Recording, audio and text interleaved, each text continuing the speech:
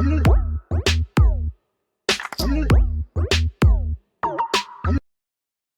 दोस्तों, स्वागत है आपका इस नए वीडियो में, जिसमें आज हम देखने वाले जो इंजीनियरिंग होती है तो उसकी एडमिशन प्रोसेस कैसे होती है, उसकी ए टू जेड इंफॉर्मेशन देखने वाले कि आखिर इंजीनियरिंग के एडमिशन प्रोसेस में आपको क्या-क्या करना पड़ता है। ये सारी चीज़ें आज हम इस वीडियो में देखने वाले हैं। तो चैनल पे नए होंगे तो सब्सक्राइब जरूर कर देना, क्योंकि ऐसे इंफॉर्मेटिव वीडियो मैं आपके लिए आसान हिंदी में लाता रहता हूँ। और चलिए शुरू करते हैं कि इंजीनियरिंग एडमिशन प्रोसेस कैसे होती है।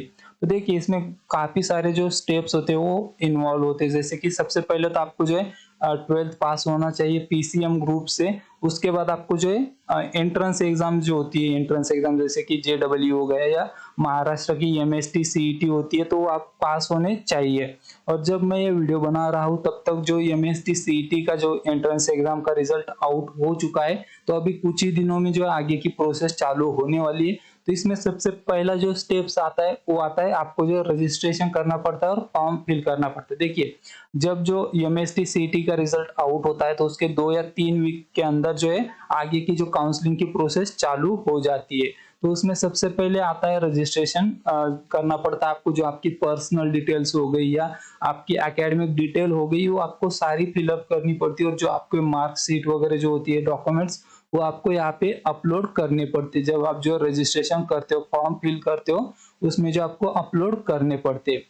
एक बार आपने जो रजिस्ट्रेशन कंप्लीट कर दिया, इसके बाद एक इम्पोर्टेंट स्टेप आ जाता है, वो होता है एफसी वेरिफिकेशन। देखिए, जब आपने यहाँ पे जो डॉक्यूमेंट्स होते हैं, आपके मार्कशीट वगैरह हो गया, लिविंग सर्टिफिकेट हो गया, ये आपने यहाँ पे अपलोड किए। अब देखिए, ये जो आपने जो यहाँ पे अपलोड किए हैं, ये डॉक्यूमेंट आपको जो ओरिजिनल डॉक्यूमेंट ले जाके आपको जो एफसी सेंटर होता है वहां पे जाके आपको उन्हें दिखाने, वहां पे वेरीफाई करना पड़ता है। एफसी सेंटर में जाके वेरिफिकेशन करना पड़ता है, और वो भी ओरिजिनल डॉक्यूमेंट ले जाने पड़ते हैं। एक भी वहां पे जेरोक्स वगैरह नहीं लिया जाता, आपको यहाँ पे ओरिजिनल डॉक्यूमेंट ले जाने एफसी सेंटर में। देखिए, अगर आपको एफसी सेंटर पता नहीं है कि आपके नजदीक कौन सा है, तो आप जो सीईटी सेल की जो वेबसाइट है वहां पे जाके आप एफसी सेंटर देख सकते हो, आपके नजदीक का कौन सा एफसी सेंटर है, और आप वहां पे जाके जो आपके डॉक्यूमेंट वेरिफिकेशन कर सकते हो। आपको कोई भी दिक्कत वहां पे नहीं आएगी। देखिए, एक बार आपने जो है एफसी वेरिफिकेशन कर लिया, उसके बाद आता है प्रोविजनल मेरिट लिस्ट। देखिए, प्रोविजनल मेरिट लिस्ट क्या है? जब आपने यहाँ पे रजिस्ट्रेशन किया, उसके बाद डॉक्यूमेंट वेरिफिकेशन किया, तो उसके बाद एक लिस्ट आता है। उसमें क्या होता है कि आपका जो नाम है, आपके जो मार्क्स होते हैं, वो दिखाई देते हैं। और अगर आपने बाय मिस्टेक कोई मिस्टेक कर दी है और वहां पे आपने मार्क्स हो गए या कोई भी नाम में मिस्टेक कर दिया है, गलती से कुछ और लिख दिया है, तो आपको जो है एक चांस मिल जाता है, आप उसे करेक्ट कर सकते हो प्रोविजनल मेरिट लिस्ट लगने के बाद। आपको क्या करना है, अगर आपका मिस्टेक हो चुका है फॉर्म में, तो आप प्रोविजनल मेरिट लिस्ट लगने के बाद फिर से एक बार एफसी सेंटर में जाना है और उन्हें बताना है कि ये यहाँ पे मेरा मिस्टेक हो चुका है, तो वो आपको वहाँ पे करेक्ट कर देंगे। एक बार एक करेक्शन हो गया तो उसके 2 या 3 दिन बाद जो है फाइनल मेरिट लिस्ट लग जाती है। अब फाइनल मेरिट लिस्ट में क्या चेक करना है आपको? आपका रैंक चेक करना है। अब ये रैंक क्यों इंपॉर्टेंट है? क्योंकि आगे चल के इस रैंक के हिसाब से जो आपको ऑप्शन फॉर्म में कॉलेज के नाम डालने पड़ते हैं। जैसे कि आप जो यहाँ पे बहुत सारे कॉलेज के नाम डाल सकते हो, लगभग 300 कॉलेज तक आप जो है कॉलेज के नाम डाल सकते हो। तो उसके जो वहाँ पे जो कौन से कॉलेज आपको डालने थे, उसके लिए आपको जो रैंक देखना पड़ता है। तो ये रैंक इंपॉर्टेंट होता है। एक बार ये फाइनल मेरिट लिस्ट लग गया तो इसके आगे जो है आपको सीट मैट्रिक्स डिस्प्ले होती है। यहाँ पे कैप राउंड स्टार्ट हो जाता है। देखिए, सीट मैट्रिक्स क्या कि मतलब मान लो कि एक ए नाम का कॉलेज है यहाँ पे, तो यहाँ पे सीट मैट्रिक्स का मतलब क्या है कि इस कॉलेज में कंप्यूटर ब्रांच के लिए कितने सीट्स अवेलेबल है, जो सीट्स होते हैं यहाँ पे कितने सीट्स अवेलेबल है, उसमें से कैटेगरी के लिए कितने रिजर्व है, ओपन के लिए कितने, ओबीसी के लिए कितने, एससी एसटी के लिए कितने, ये सीट मैट्रिक्स में डिस्प्ले होता है कि टोटल सीट कितने हर ब्रांच के लिए, हर कैटेगरी के लिए यहाँ पे दिखाई देता है। हर कॉलेज का, यहाँ पे एक कॉलेज का नहीं, सभी कॉलेज का दिखाई देता है आपको। आपको उस सीट्स देख के आगे चल के आपको जो यहाँ पे कॉलेज के नाम डालने पड़ेंगे। इसके बाद क्या होता है कि ऑप्शन फॉर्म फिल स्टार्ट होता है। देखिए, एक बार सीट मैट्रिक्स लग गए तो उसके बाद जो आप ऑप्शन फॉर्म भर सकते हो। अब यहाँ पे क्या है, आप 2-3 कॉलेज के नाम भी डाल सकते हो, ये लगभग 300 कॉलेज तक आप यहाँ पे डाल सकते हो।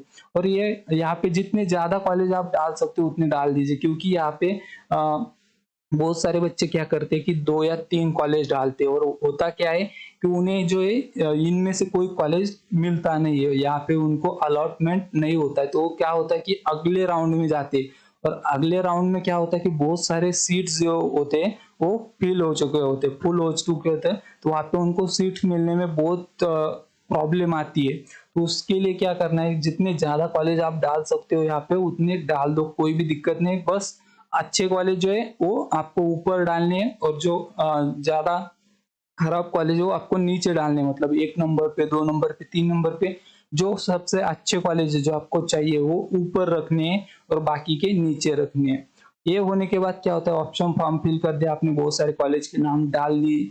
उसके बाद क्या होता है कि प्रोविजनल अलॉटमेंट आता है। अब प्रोविजनल अलॉटमेंट क्या होता है कि आपने एक कॉलेज के नाम डाले थे और आपके परसेंटेज के हिसाब से आपको कौन सा कॉलेज अलॉट हुआ है, कौन सा कॉलेज आपको मिला है, ये दिखाई देता है आपको प्रोविजनल अलॉटमेंट में, जो कैप राउंड का रिजल्ट होता है उसमें।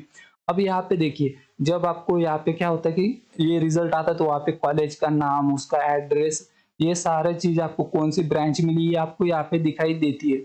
उसके बाद आपको क्या करना है, आपके पास 3 ऑप्शन आ जाते हैं, जैसे कि ऑटो फ्रीज हो गया, नॉट फ्रीज। तो ऑटो फ्रीज तो क्या होता है कि देखिए यहाँ पे ऑटो फ्रीज का मतलब आपने जो पहले नंबर का कॉलेज डाला था, मान लो कि आपने जो पहले नंबर पे ए नाम का कॉलेज डाला था और आपके परसेंटेज के हिसाब से आपको वही कॉलेज मिला ए नाम का ही, तो यहाँ पे क्या होगा कि ऑटो फ्रीज हो जाएगा। मतलब आपको इसी कॉलेज में एडमिशन लेना पड़ेगा और अगर आप यहाँ पे एडमिशन नहीं लेते हो तो आप कैप राउंड से बाहर हो जाओगे, तो आपको ये कॉलेज ही लेना पड़ेगा। इसका मतलब क्या होता है, 1 नंबर का अगर लगा तो आपको ये इसी में एडमिशन लेना पड़ेगा, आपको कोई भी ऑप्शन नहीं रहेगा। तो सोच समझ के पहला जो आप जो नाम डालोगे, जब आप ऑप्शन फॉर्म फिल करोगे तो पहले नंबर पे जो कॉलेज डालोगे वो बहुत ही अच्छा होना चाहिए। अगर आपको वो मिल जाता है तो आप वहाँ पे कर सकोगे, मतलब आप वहाँ जाओगे, ऐसा ही कॉलेज डालो, वहाँ पे कोई भी कॉलेज मत डाल देना पहले नंबर पे। और हो सके तो ऐसा कॉलेज डालो जो आपको लगेगा ही नहीं, पहले नंबर पे ऐसा कॉलेज डाल दीजिए कि जो आपको लगेगा ही नहीं, आपको पता है। तो उससे क्या होगा कि 2 या 3 नंबर पे आपको नीचे के कॉलेज लगेंगे। अब देखिए ये तो होगा ऑटो फ्रीज। फ्रीज का मतलब क्या होता है कि मान लो आपको 3 नंबर का कॉलेज मिला है, प्रोविजनल जो कैप राउंड का रिजल्ट आ चुका है, तो वहां पे आपको जो है 3 नंबर का कॉलेज मिल चुका है और आपको यहाँ पे एडमिशन लेना है, अच्छा कॉलेज आपको लगता है कि ये मुझे चाहिए, तो आप वहाँ पे फ्रीज करते हो। फ्रीज का मतलब क्या है कि आपको ये कॉलेज चाहिए। और मान लीजिए कि आपको 3 नंबर का कॉलेज नहीं चाहिए, आपको मिला है और आपको ये कॉलेज नहीं चाहिए, आपको नेक्स्ट राउंड के लिए जो सेकंड राउंड होता है उसमें जाना है, तो आप क्या कर सकते हो, यहाँ पे नॉट फ्रीज कर सकते हो। उसके उससे क्या होगा कि ये कॉलेज तो आपको मिलेगा बट अभी नहीं मिलेगा, आपको जो है सेकंड राउंड में जाओगे, आपको जो है यहाँ पे भी आपको अलग अलग कॉलेज के नाम डालने पड़ेंगे। आप यहाँ पे भी जो है कॉलेज के नाम डालोगे और उससे इसका जो रिजल्ट आएगा, अगर मान लो कि यहाँ पे भी आपको जो कॉलेज मिल जाता है तो आपको इस कॉलेज में लेना पड़ेगा। बट आपको पहले पहले राउंड में ये कॉलेज मिला था 3 नंबर का और आपने क्या किया, नॉट फ्रीज, मतलब आप नेक्स्ट राउंड में चले गए। और नेक्स्ट राउंड में, सेकंड राउंड में अगर आपको कॉलेज, कोई भी कॉलेज नहीं मिला, मतलब आपको कोई भी कॉलेज नहीं मिला, जो पहले राउंड में जो कॉलेज मिला था वो आपको मिल जाएगा, आप यहाँ पे एडमिशन ले पाओगे, आपको कोई भी दिक्कत यहाँ पे नहीं आएगी। तो ये इन शॉर्ट, अगर शॉर्ट में कहूँ तो ऑटो फ्रीज का मतलब क्या है कि अगर पहले नंबर का कॉलेज मिला तो आपको जो है ऑटो फ्रीज हो जाता है और आपको कॉलेज चाहिए जो लगा है तो उसके लिए फ्रीज करना पड़ता है, और अगर आपको नेक्स्ट राउंड में जाना है तो आप नॉट फ्रीज करते हो। तो देखिए, मान लो कि आपने यहाँ पे जो है फ्रीज कर लिया, मतलब 3 नंबर का कॉलेज लगा और आपको जो है ये कॉलेज चाहिए था, आपने फ्रीज किया, तो उसके बाद जो आता है तो आपको जो भी आपके ओरिजिनल डॉक्यूमेंट है उस सभी कॉलेज में जाके सबमिट करने पड़ेगी और वहाँ पे जो आपका एडमिशन कंफर्म करना पड़ता है। देखिए, आपने जब फ्रीज किया तो उसका भी एक सर्टिफिकेट आता है और जो एफसी वेरिफिकेशन होता है इसका भी एक सर्टिफिकेट आता है। तो ये सारे सर्टिफिकेट लेके और जो आपको ओरिजिनल डॉक्यूमेंट होंगे, ये सारे डॉक्यूमेंट लेके जाने आपको जिस कॉलेज में आपको एडमिशन लेना है, जिसमें आपको जो है अलॉटमेंट हुआ था उसमें जाना है और वहां पे जाके आपको जो है सबमिट करने हैं। यहाँ पे आपको फी भी देनी पड़ती है, आप इंस्टॉलमेंट में भी दे सकते हैं, आपको कोई दिक्कत वहां पे नहीं आएगी और आपका जो एडमिशन है वो कंफर्म करना पड़ता है यहाँ पे। उसके बाद जो है आपको देखिए, यहाँ पे फाइनल मेरिट लिस्ट लगने से कॉलेज रिपोर्ट तक ये पूरा कैप राउंड का प्रोसेस होता है और ये होने के बाद जब आपने एडमिशन कंफर्म कंफर्म कर दिया तो आपका एडमिशन हो जाता है। आपको यहाँ पे आगे कोई भी करने की ज़रूरत नहीं पड़ती है। बाकी जो है बाकी सारे कॉलेज वाले कर लेते हैं। यहाँ तक आपको सिर्फ जाना है, कॉलेज में जो भी ओरिजिनल डॉक्यूमेंट है वो सबमिट करने हैं, फी भरनी है और आपका जो है एडमिशन हो जाएगा। तो ये सारी जो है चीज़ें होती है जब आप इंजीनियरिंग एडमिशन प्रोसेस के लिए जाते हो। और आपको कोई भी कुछ पॉइंट समझ में नहीं आया, कोई दिक्कत है, कोई सवाल है, कोई डाउट है, तो आप मुझे कमेंट कर सकते हो या फिर आप मुझे इंस्टाग्राम पे डीएम भी कर सकते हो। यहाँ पे मेरा यूजर नेम है, आप यहाँ से मुझे डीएम भी कर सकते हो। आपको कोई भी दिक्कत हो आप मुझे पूछ सकते हो, वहाँ पे मैं हमेशा आपको रिप्लाई देते रहता हूँ।